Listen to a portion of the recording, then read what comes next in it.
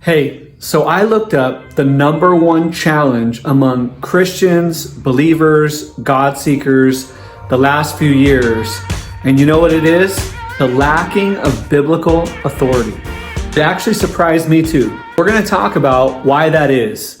Like one major reason, like there's no real relationship anchoring it. And how to not let it cause you to grow lukewarm and complacent in your faith. So this lack of biblical authority can show up in a couple of different ways.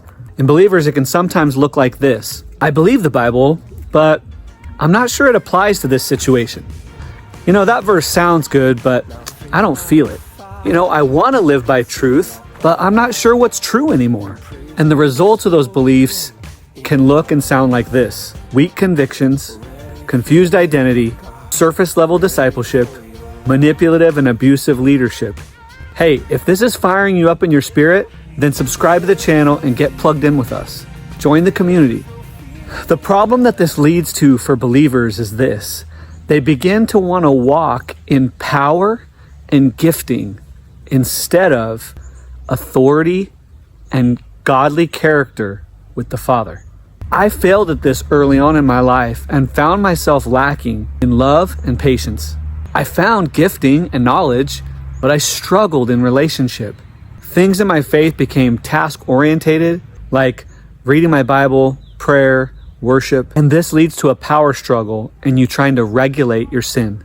You see, friends, the giftings and calling of God are irrevocable, and it's a gift. Power can be regenerative and recreative, but authority allows the removal of things that need to be removed in your life. Whether that's demonic, whether that's physical, emotional. You see, authority always trumps power. Let's look at an example of a king. A king carried a sword and a scepter. See, one was for conquering and one was for ruling. The sword took ability and strength from the king or a servant, but the scepter only takes a word. Let me share a story with you about some archangels in the Bible. The archangel Michael and Lucifer, who we know as Satan. At one time, when Michael, the archangel, and Lucifer were battling over the body of Moses, Michael simply turned to Satan and said, "The Lord rebuke you." And Satan handed over his body. So what happened? It was a power struggle. Why? Because they both had the same power. And that enemy still has the same power today, but he doesn't have authority. See, Michael used his relational authority with the God of the universe and basically said, hand it over. And that authority has been returned to Jesus for all time. What was Satan trying to take from Adam and Eve and all of us in the Garden of Eden? It was authority and relationship. You see, when Jesus says that many will say to him on that day, "Didn't we do these things in your name?" And Jesus rejects them. Why? Because they abused his authority. They did not use it out of relationship, but out of ambition, and they were deceived because it worked. You see, herein lies the key, friends. Authority flows out of proximity. Authority in the kingdom is always relational. It comes from being with God, not just working for God. Look at the life of Jesus himself. In John chapter 5, verse 19, he says this: he can do only what he sees his Father doing. The more time you spend with the King, the more authority you carry in his name. Let me break it down simply for a second. The lack of biblical authority that we're seeing amongst believers, Christians, in the church is due to little or no encounter or experience with God. So experiential encounter time with him. The small amount of encounter and experience time with God is due to the lack of time with God in prayer, communicating, being in his presence and his stillness. The lack of time with God is due to people being distracted or just simply a lack of desire, which is worse. I'm sure some of you can relate, whether it's scrolling on your phones, long hours at work, having events with kids, not connecting well with your spouse. All kinds of things can lead to distraction, which can then lead to a lack of desire on our part to press into the stillness that leads to encounter and revelation and eventually peace. But ultimately, us not having the biblical authority that we long for in our life. And so the cycle continues. And without intimacy, you will imitate. If you're not walking in true relationship with the King of Kings, you'll try to imitate power without the backing of heaven. Let's think upon the sons of Sceva in the book of Acts, chapter 19. They used the name of Jesus, but without relationship. And guess what? They got wrecked. You see that the demons said here, Jesus I know, and Paul I recognize, but who are you? You see, real authority is always recognized spiritually. Demons recognize authority, and creation responds to authority. Heaven backs those who walk with God. Authority isn't about volume or title. It's about alignment and proximity of relationship. Look at this picture for a second. If there's no relationship, you have confused identity. And then that leads to false or abused authority. And that leads to bad fruit ultimately. No relationship means no root system in God's love and truth. Without that, identity gets distorted.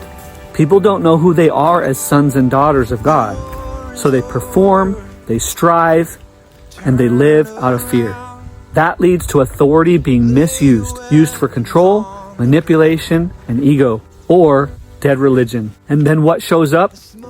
Rotten fruit, burnout, broken relationships, pride, legalism, lust, greed, division, spiritual barrenness. See, when we have intimacy with God, it brings clarity of our identity, rightful authority, and then kingdom fruit, lasts and multiplies and glorifies God. Hey friends, if you're getting something out of this and you really want to continue to walk in kingdom authority, make sure you subscribe to our community email. It's in the link below. So we see this in the Word of God with the word dunamis and the word exousia. Exousia is actually the word authority. And dunamis, we would translate power. See, it takes dunamis to work a miracle. With exousia, you can work a miracle and you can remove demons or sickness or all disease.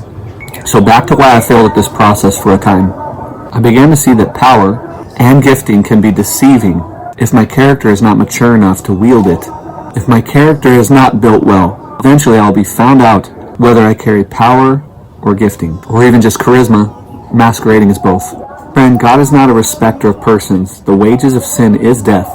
Our gifting and power is from Him, but our holy living is built with character and time with Him. If that is lacking, then as I get older, I will either be exposed or only go as far as the gifting and power allow. Did you know that God will use the gifting and power He gave you for His name's sake and then deal with your character later? Yikes. I use this example as a baseball player sometimes.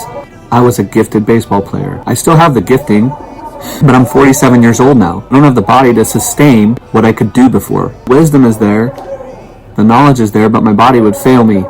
However, if I built the relational authority with a team, I could return and speak and help them and their youth with the capacity of their giftings.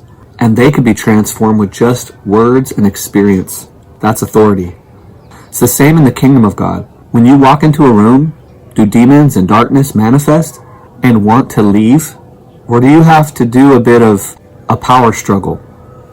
When Jesus and eventually His disciples and other disciples walked into locations, many times things manifested and left. Why? Authority. They had built up so much close relationship with the Father through Jesus Christ and the Holy Spirit that darkness could not overcome it. It had to go. The Bible says that some would walk by others and their shadow alone would bring healing. Amazing. That's not power, that's authority. Here's the key, my friends. It will last even past when your gifting has come and gone, if your character can sustain it. So, how do we grow in authority with God? Well, we spend time with Him, we search His heart, and we learn His ways. Desire His words over our ambitions. Get lost in His presence and His instructions that He gives us over our lives. We learn to do what only He is saying and doing daily. We love Him as He first loved us. You seek first the kingdom and His righteousness. You ask Him to shape your character and remove every distraction that is stopping you from drawing close to Him. Wait on your own desires, even unto death. And finally, you build up a history of obedience, trusting and responding to the Lord. It's not enough to just believe in Jesus and throw around his name like a bully and then live a non-obedient life. Jesus said, "Come follow me," and do even greater things than him. It's only possible if you are walking in purity of power and authority. What did I learn and how has it helped me the last 10 years in a third world country to hear God's voice clearly and witness the kingdom of God come regularly? I desire authority and character far more than power and gifting and anointing, because character will sustain you with authority long after your gifting and your power fades away.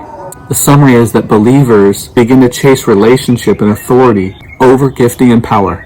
In summary, friends, there is authority in the name of Jesus Christ, and authority always trumps power. But, and it's a big one, the amount of authority you carry is in direct proportion to the relationship you cultivate and the obedience you walk in toward the one who has all authority.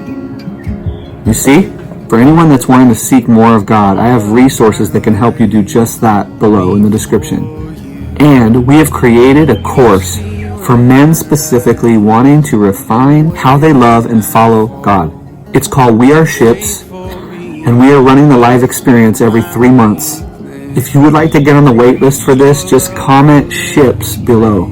Or join the community email link so you don't miss any other announcements and you're first on the list. If you're hungry to grow in your relationship with God this instant, then I encourage you to watch the next video on the 3 things you need to finish well in your purpose in God.